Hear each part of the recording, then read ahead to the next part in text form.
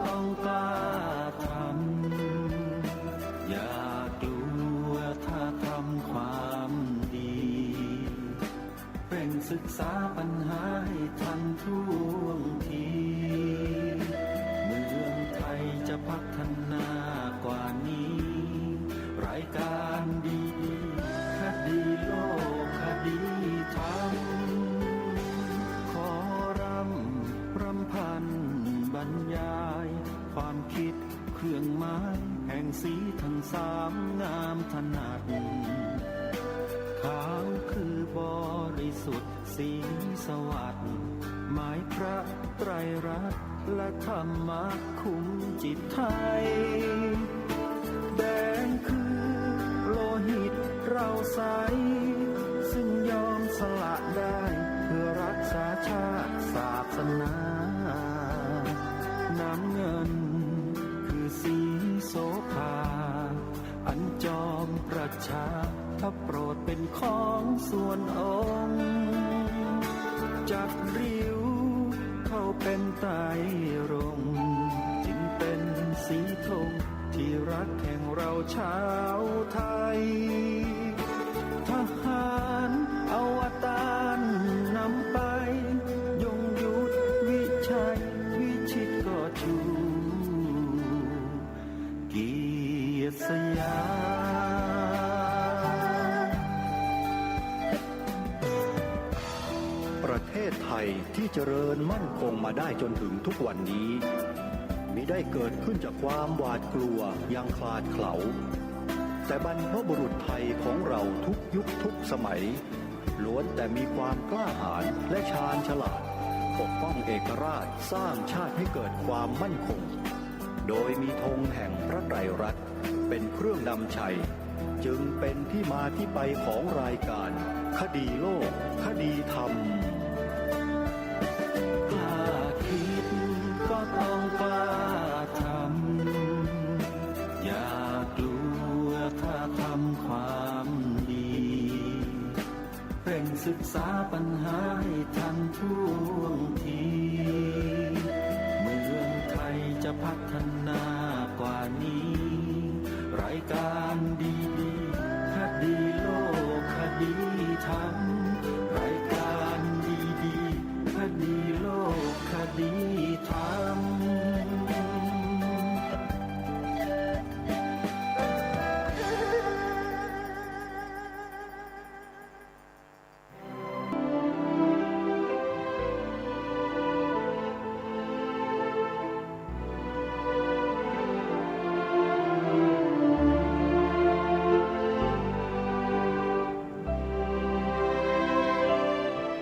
ขอกราบถวายความนอบน้อมแด่พระรัตนตรัยถวายความเคารพพระมหาเถระพระเถรานุเถระทุกท่านขอความสุขความเจริญในธรรมจงบังเกิดมีแด่ท่านสาธุชนที่กำลังติดตามรับฟังรายการจากสถานีวิทยุแห่งนี้ทุกท่านขอนำท่านผู้ฟังเข้าสู่รายการคดีโลกคดีธรรม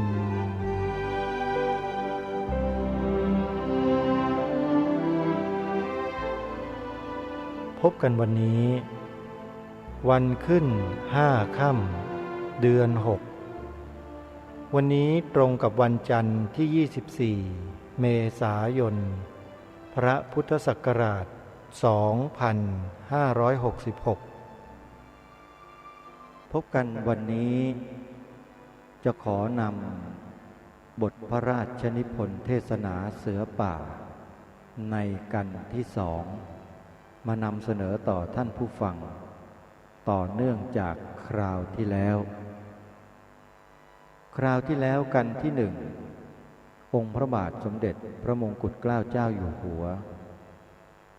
ตรัสเกี่ยวกับเรื่องความจำเป็นที่จะต้องมีศาสนาเป็นที่ชัดเจนแล้วว่าคนเราทุกคนนั้นต้องมีศาสนาถ้าไม่มีศาสนา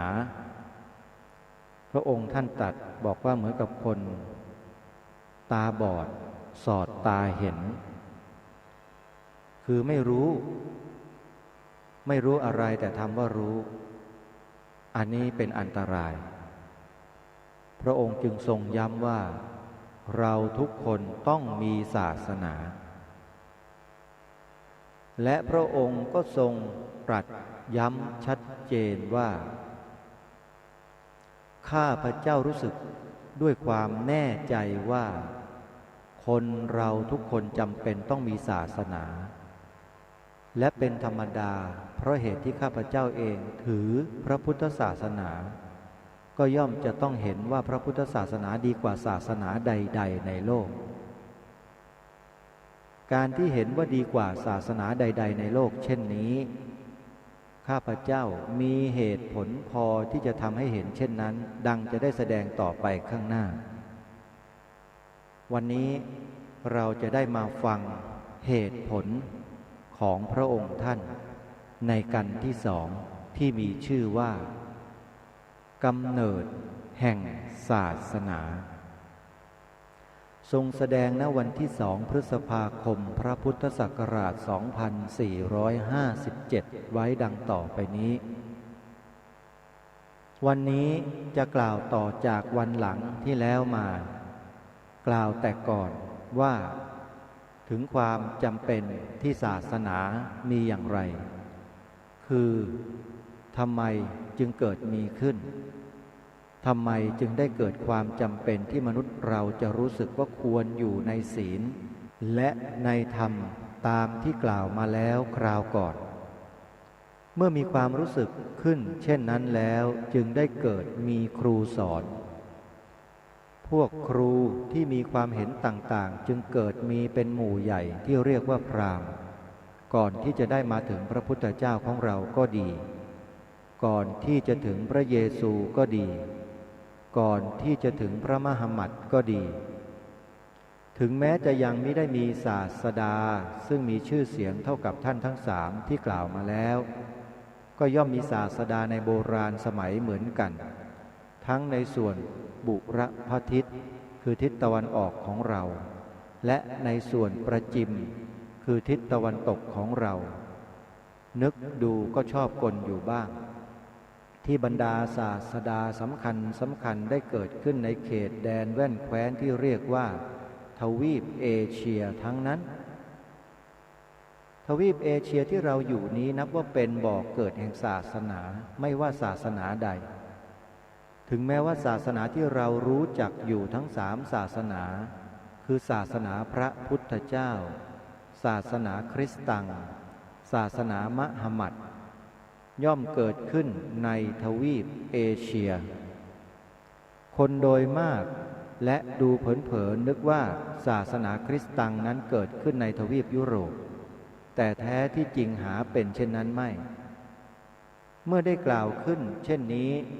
ต้องอธิบายโดยเอาศาสนาใดศาสนาหนึ่งเป็นตัวอย่างสักอันหนึ่งเพราะว่าศาสนาทั้ง3นี้เป็นสำคัญ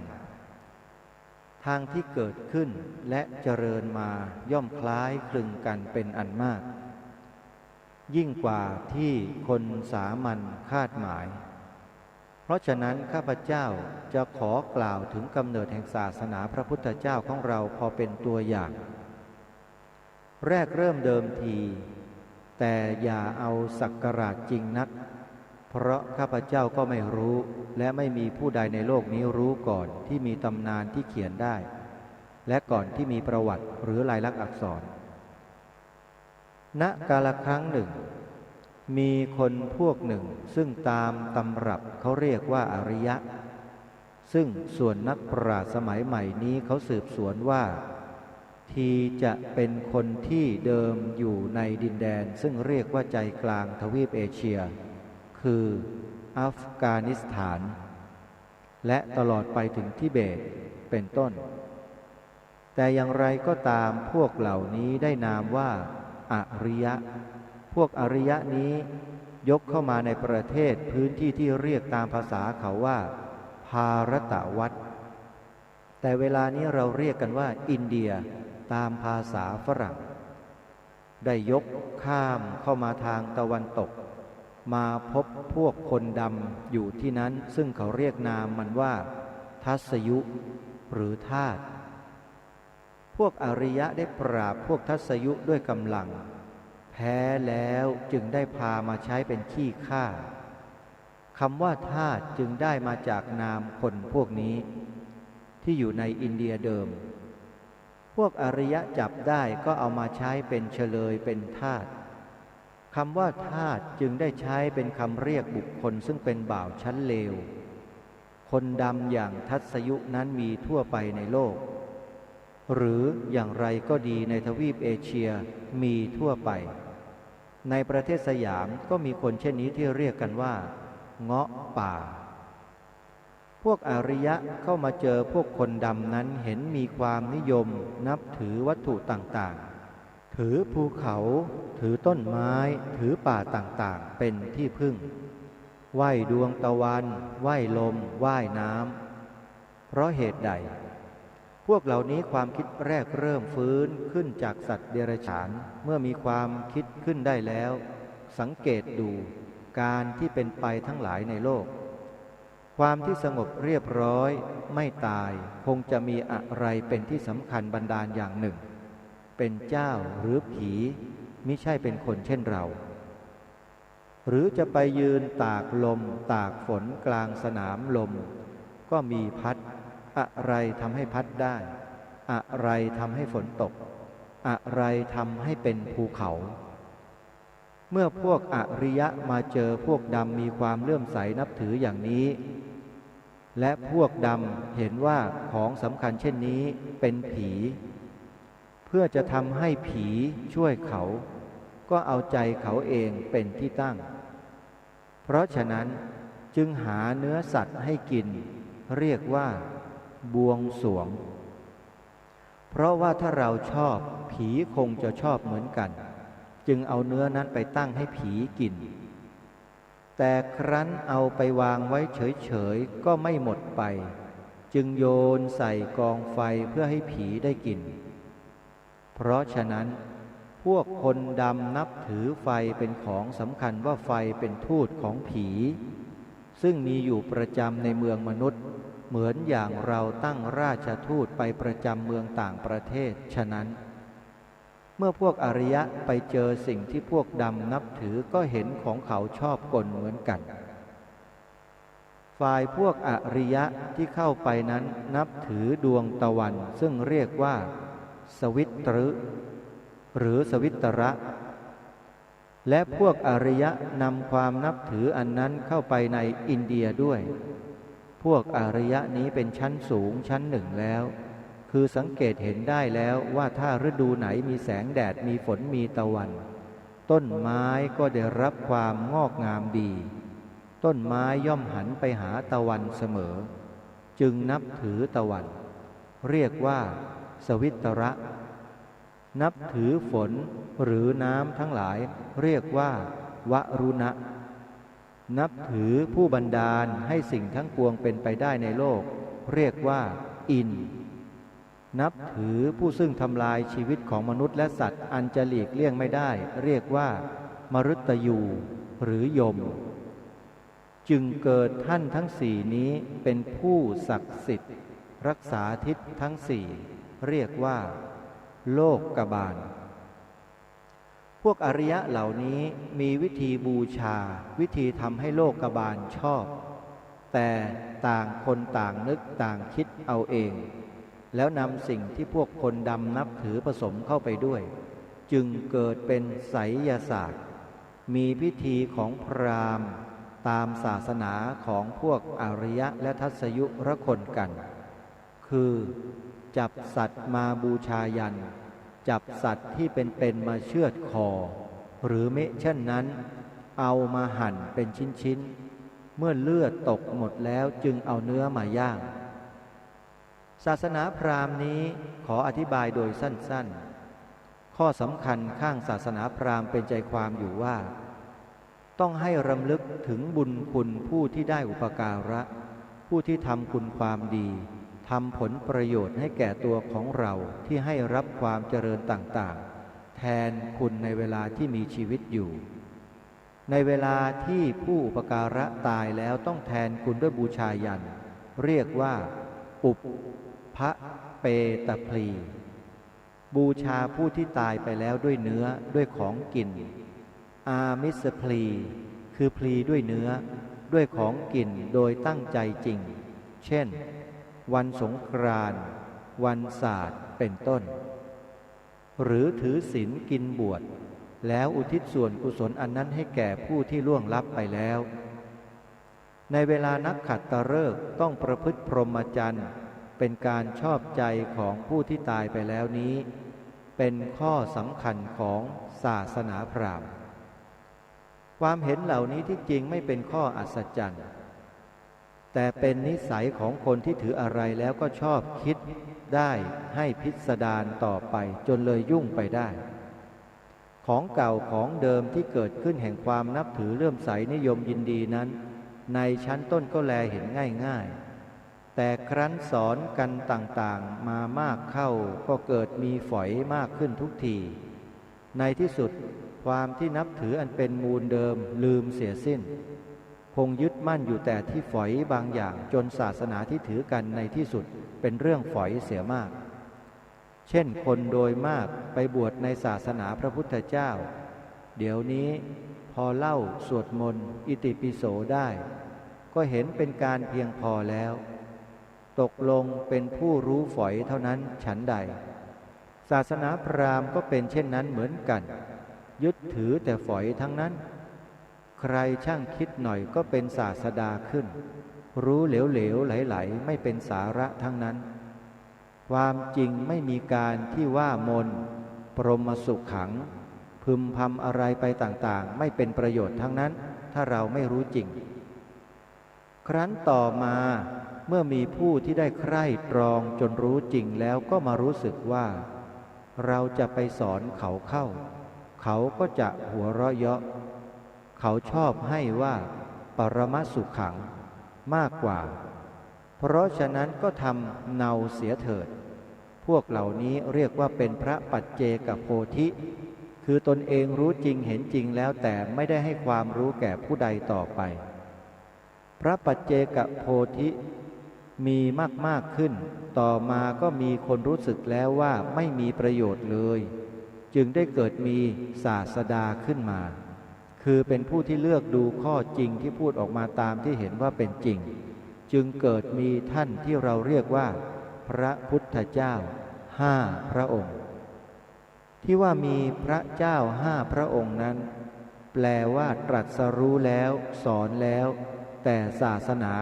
เสื่อมไปเสียทีหนึ่งเพราะพวกพระที่บวชที่เรียนมัวไปพะวงในสิ่งเล็กน้อย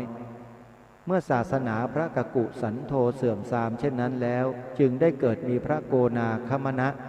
เกิดมีพระกัสสปะเกิดมีพระโคดมที่เรานับถือกันอยู่เดี๋ยวนี้เป็นลำดับพระโคดมที่เรานับถือกันเดี๋ยวนี้ท่านทั้งหลายผู้ได้อ่านปฐมสมโพธิคงจะเข้าใจอยู่แล้วว่าคือใครแต่เผื่อหลงลืมข้าพเจ้าขอโอกาสเตือนว่าที่จริงเป็นบุคคลประหลาดเรียกว่าอัศจรรย์คือไม่ใช่คนธรรมดาไม่ใช่คนสามัญเป็นเชื้อกษัตริย์อยู่ในแผ่นดินซึ่งในเวลานั้นไม่มีใครปกครองเป็นใหญ่สักแต่ใครมีอำนาจแล้วพระเจ้าแผ่นดินอื่นๆอ่อนน้อมยินยอมจึงแต่งตั้งขึ้นเป็นพระเจ้าจักรพรรดิตลอดชีวิตของโลกตลอดเวลาของโลกโลกตั้งมาแล้วได้กี่โกฏปีพระเจ้าจักรพรรดิมีมาเพียง12 องค์เท่านั้นเพราะฉะนั้นจึงเห็นได้ว่าการที่จะเป็นพระเจ้าจักรพรรดิเป็นการยากเพราะต้องบริบูรณ์ด้วยธรรมทั้งหลาย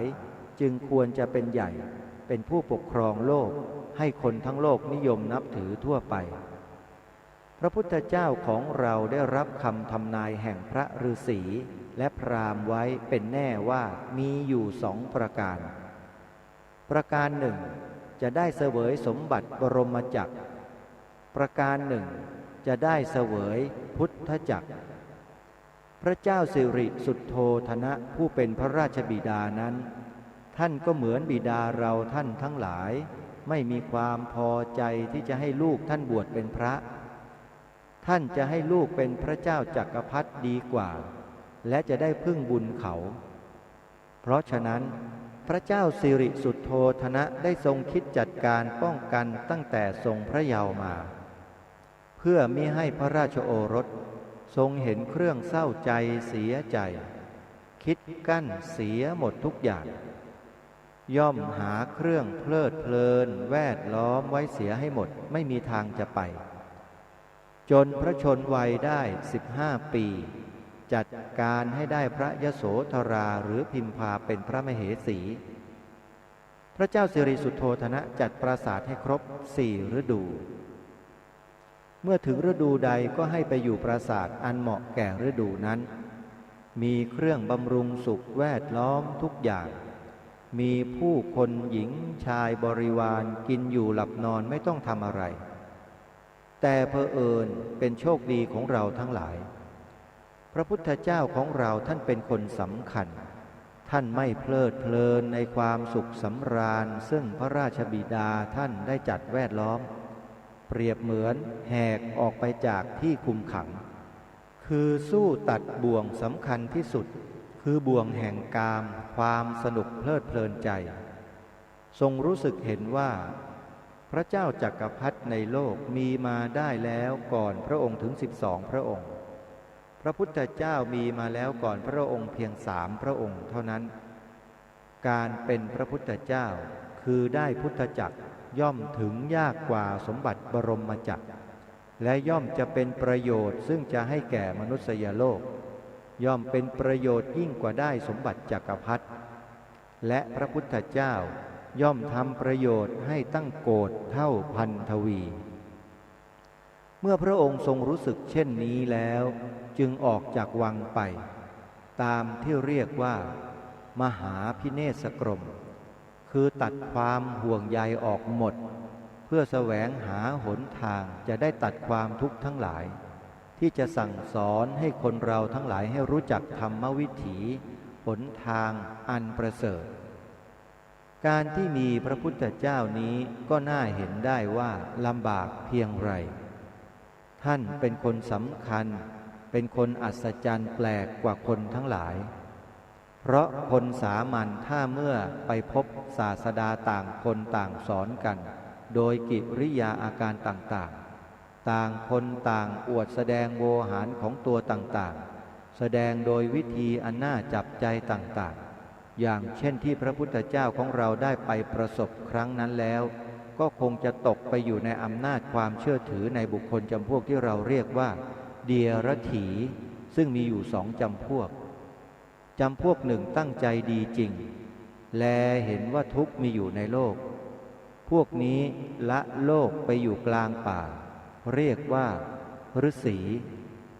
แต่คนที่ทำเช่นนี้ก็หาประโยชน์มิได้บางคนออกไปแล้วทรมานร่างกายเกินไปมีกำมือไว้นานจนเล็บยาวทะลุหลังมือออกมาเป็นต้นเรียกว่าทุกรกิริยาดังนี้ก็หาประโยชน์มิได้เพราะคนเราที่มีทุกข์อยู่แล้วย่อมมีแต่สงสารตัวเป็นพื้นครั้นเจ็บเต็มทีแล้วก็หวังจะได้อะไรเป็นบำเหน็จพอสมควรจึงสู้ยอมทนนับว่าเป็นคนคิดผิดใช้ไม่ได้แปลว่าไปทรมานตัวเองไม่ได้ผลอีกจำพวกหนึ่งถือว่าเกิดมาควรจะหาแต่ความสุขอย่างเดียวยกสิ่งทั้งปวงให้เป็นเครื่องเป็นไปเพื่อความสุขเพลิดเพลินแห่งตนเป็นที่ตั้งพระพุทธเจ้าทรงเห็นว่าส่วนการที่กินควรเป็นแต่พอให้ประทังชีวิตไปได้คือกินไม่ใช่หาความสุขนอนไม่ใช่นอนเพื่อความสุขของการนอนเพื่อสำหรับพักร่างกายจึงเกิดความสำคัญขึ้นที่แลเห็นหนทางกลางทางกลางนี้ประกอบด้วยความเห็นอันถ่องแท้ซึ่งเรียกว่าอริยสัจสี่ดังจะได้กล่าวต่อภายหลังในที่นี้กล่าวแต่โดยย่อคือว่าข้อ 1 สอนให้แลเห็นทุกข์ว่าทุกข์คืออะไรข้อ2ทุกข์เกิดจากอะไรเหตุของทุกข์คือความดิ้นรนอยากต่างๆข้อ3ให้แลเห็นว่าคนเลื่องทุกข์ไปแล้วจึงจะได้ความสุขข้อ4ต้องแลเห็นหนทางที่จะดับทุกข์อันนั้นเมื่อพระพุทธเจ้ารู้สึกในพระทัยขึ้นแล้วว่าความจริงเป็นอย่างไรก็ได้ทรงบากบั่นกล้าหาญมิได้ยอมแพ้แก่เดรัจฉีหรือผู้หนึ่งผู้ใดเลยแม้ผู้ใดพูดจาโอ้อวดก็ย่อมพ่ายแพ้ภัยตนเองเพราะเหตุใดเพราะคำที่พระพุทธเจ้าของเราตรัสเป็นคำจริงคำที่พวกศาสดาพวกเดรัจฉีกล่าวเป็นคำที่เท็จคำที่พระพุทธเจ้าเรากล่าวเป็นคำซึ่งเห็นแก่ประโยชน์แห่งเราและท่านทั้งหลายพวกเดรัจฉีเห็นประโยชน์ตนเองบำรุงตนเองเป็นที่ตั้ง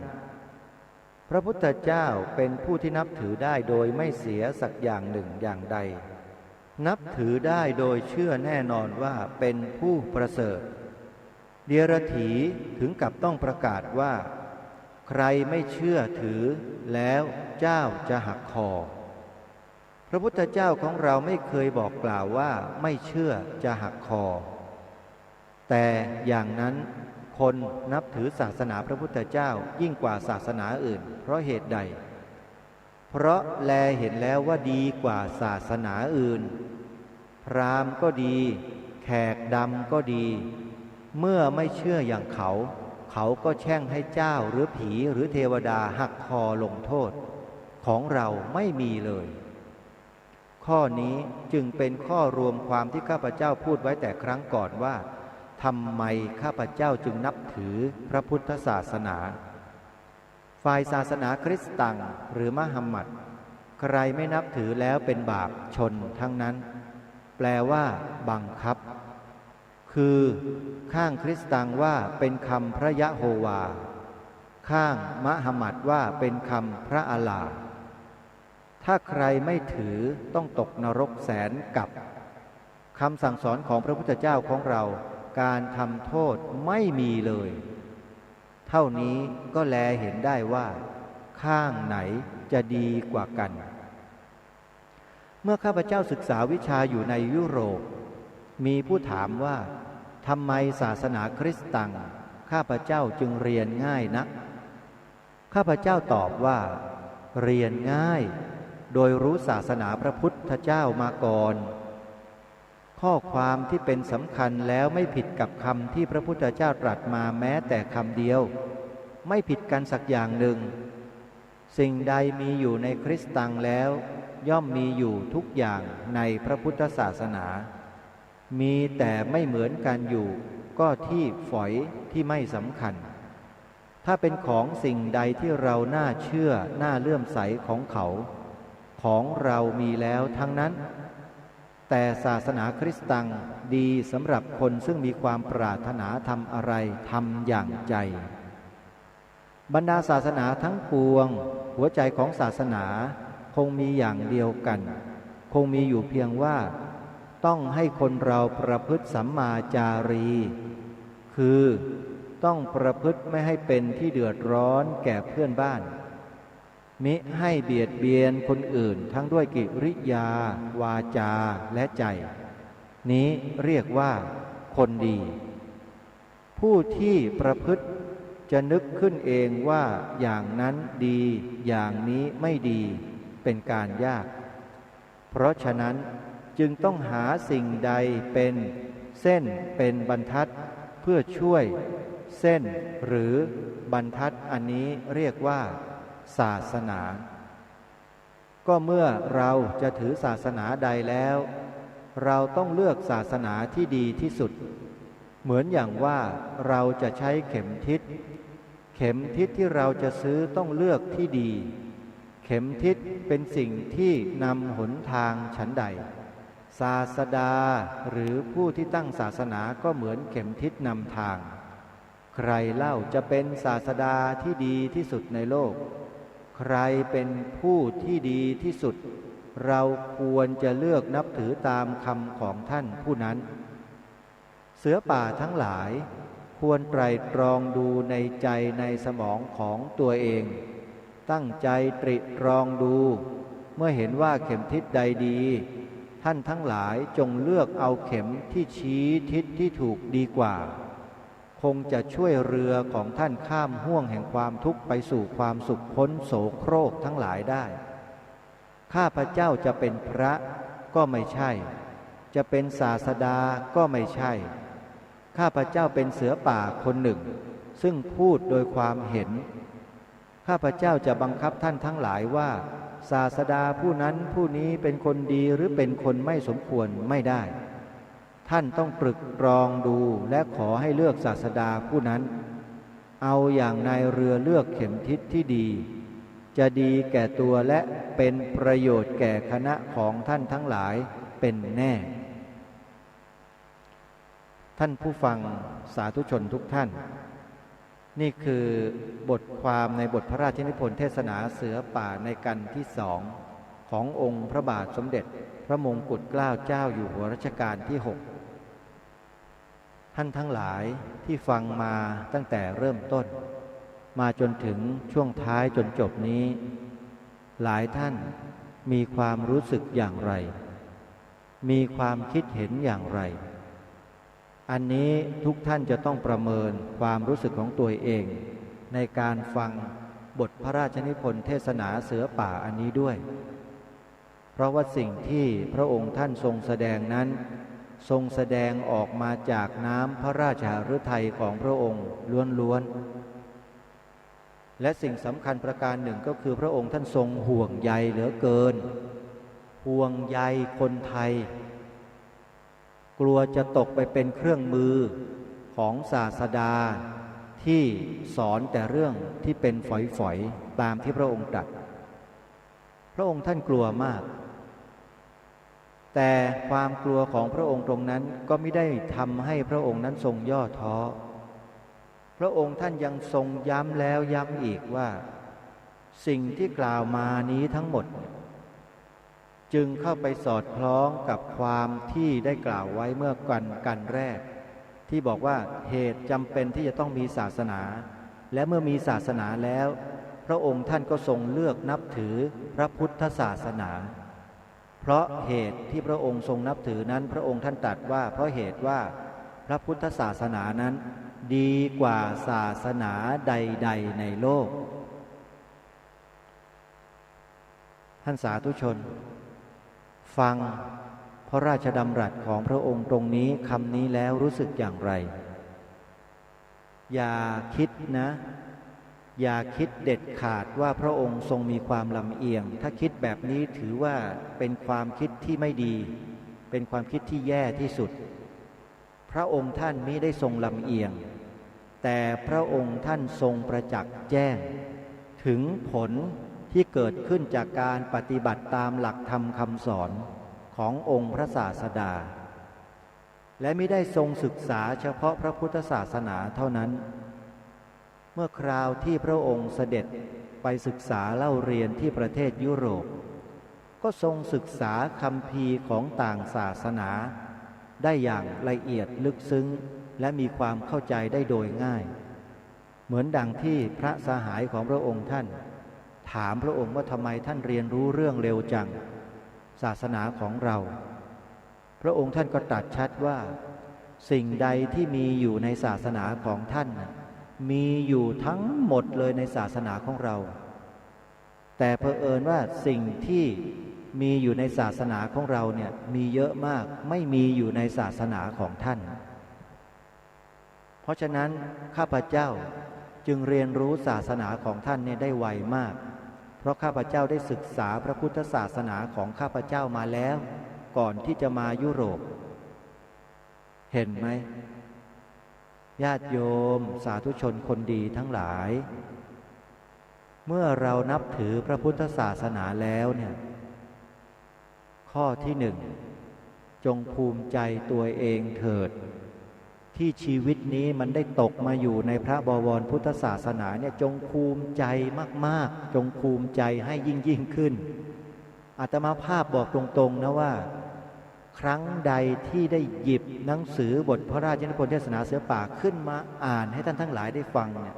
ใจมันพองโตแบบไม่รู้จะพูดยังไงมันปลื้มใจปลื้มปีติที่สุดที่พ่อแม่ปู่ย่าตาทวดบรรพบุรุษพานับถือพระพุทธศาสนามาตั้งแต่ต้นโคตรวงของเรามานั่นน่ะภูมิใจเหลือเกินแล้วยิ่งภูมิใจหนักเข้าไปอีกตรงที่ว่าพระองค์ท่านทรงตรัสชวนพวกเราให้มานับถือพระพุทธศาสนากันเถิดเนี่ยตรงเนี้ยเห็นไหมฮะไม่ใช่พระองค์ทรงถือแต่เพียงพระองค์เดียวนะทรงชวนคนไทยทั้งหลายมานับถือพระพุทธศาสนากันเถิดแล้วก็ทรงเตือนอีกนะว่าผู้ที่แปลงศาสนาคนเขาดูถูกเสียยิ่งกว่าผู้ที่แปลงชาติ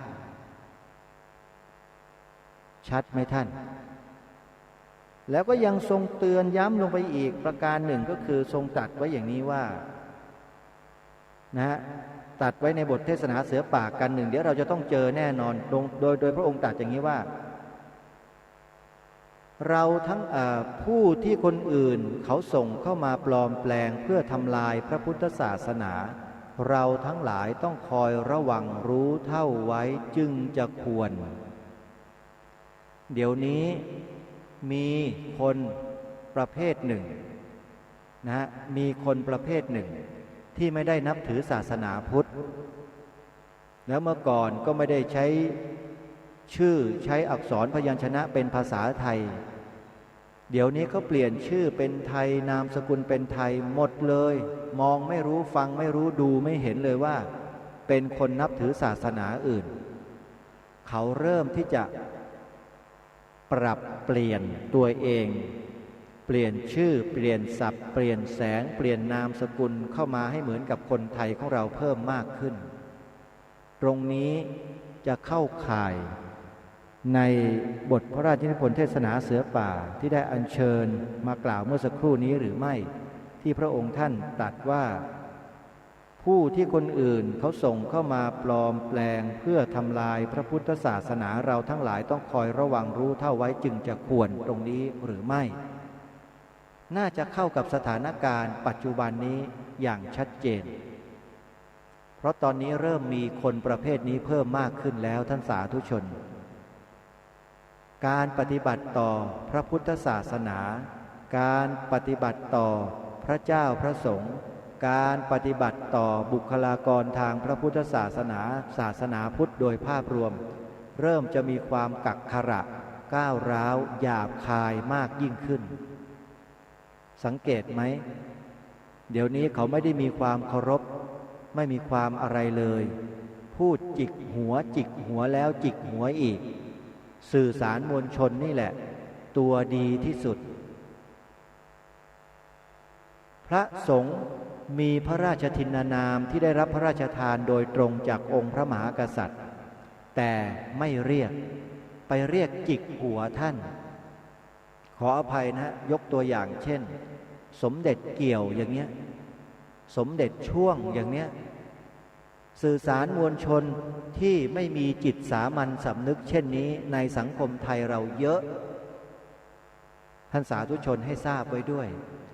สัมมาคารวะไม่มีเหลืออยู่แล้วในหัวจิตหัวใจของคนพวกนี้ไปเรียกจิกหัวพระมหาเถระผู้ใหญ่ที่องค์พระบาทสมเด็จพระเจ้าอยู่หัวทรงมีความเคารพศรัทธาเลื่อมใสทรงให้ความเคารพอย่างสูงแต่พวกสื่อสารมวลชนยุคนี้ไอ้คนในยุคนี้มันกักขระมันหยาบคายไปเรียกจิกหัวท่านเพราะฉะนั้นพวกเราต้องช่วยกันคอยระวังให้ดีนะตามที่องค์พระบาทสมเด็จพระมงกุฎเกล้าเจ้าอยู่หัวพระองค์ผู้ทรงพระคุณอันประเสริฐของเราเนี่ยทรงตรัสเตือนเอาไว้ผู้ที่คนอื่นเขาส่งเข้ามาปลอมแปลงเพื่อทำลายพระพุทธศาสนาเราทั้งหลายต้องคอยระวังรู้เท่าไว้จึงจะควรนี่คือสิ่งที่เป็นภารกิจหลักของพวกเราชาวพุทธ อย้ำว่าสภาพุทธบริษัทภาคประชาสังคมจิตอาสามีความจำเป็นสำหรับประเทศไทยในอนาคตจำเป็นอย่างยิ่งจำเป็นอย่างหนักจำเป็นอย่างแรงจำเป็นอย่างโอ้โหมากมายมหาศาลเพราะอะไรเพราะดำเนินรอยตามเบื้องพระยุคลบาทขององค์บูรพมหากษัตริย์โดยเฉพาะพระมหากษัตริย์พระองค์นี้องค์พระบาทสมเด็จพระมงกุฎเกล้าเจ้าอยู่หัวโดยผ่านการศึกษาเรียนรู้ทำความเข้าใจในบทพระราชนิพนธ์เทศนาเสือป่าของพระองค์ท่านด้วยกันศึกษาจึงรู้อ่านดูฟังแล้วจึงเข้าใจนำไปพินิจพิจารณาศึกษาหาข้อมูลเพิ่มเติมจะมีความเชี่ยวชาญชำนาญเฉลียวฉลาดรู้เท่าทันกลเกมของฝ่ายตรงข้ามมากมายหลากหลายที่กำลังมีปรากฏอยู่บนผืนแผ่นดินไทยของเราผืนนี้แบบไม่ยากเย็นนักเลยท่านสาธุชนทุกท่านรายการคดีโลกคดีธรรมนี้ขอย้ำกับท่านอีกครั้งหนึ่งว่าในฐานะที่เราเป็นพุทธศาสนิกชนยอมรับนับถือพระพุทธศาสนานั้นเป็นสิ่งที่ถูกต้องแล้วคนไทยต้องนับถือพระพุทธศาสนาและผู้นับถือพระพุทธศาสนาคือผู้ดำเนินรอยตามเบื้องพระยุคลบาทขององค์บูรพมหากษัตริย์ผู้ที่ดำเนินรอยตามเบื้องพระยุคลบาทขององค์บูรพมหากษัตริย์นั่นแหละจึงชื่อว่าผู้จงรักภักดีโดยแท้จบข่าวสำหรับกันที่สองญาติโยมสาธุชนทุกท่านในช่วงของการอัญเชิญบทพระราชนิพนธ์เทศนาเสือป่ามาอ่านนี้ก็จะได้อัญเชิญบทเพลงพระราชนิพนธ์ของพระองค์ท่านมาเปิดไว้ในตอนท้ายรายการด้วยก็ขอให้พวกเราได้ติดตามรับฟังบทเพลงพระราชนิพนธ์เหล่านี้ไปโดยลำดับจะสลับสับเปลี่ยนให้ฟังกันไปทุกวันจนกระทั่งจบนะการอัญเชิญบทพระราชนิพนธ์เทศนาเสือป่ามาอ่านให้กับทุกท่านได้ติดตามรับฟังกันวันนี้เวลาของรายการหมดลงแล้วต้องขอสมมุติยุติไว้แต่เพียงเท่านี้ขอความสุขความสวัสดีในธรรมแห่งองค์สมเด็จพระบรมศาสดาสัมมาสัมพุทธเจ้าจงบังเกิดมีแด่ท่านสาธุชนผู้ฟังทุกท่านทุกคนเทอญขอเจริญพร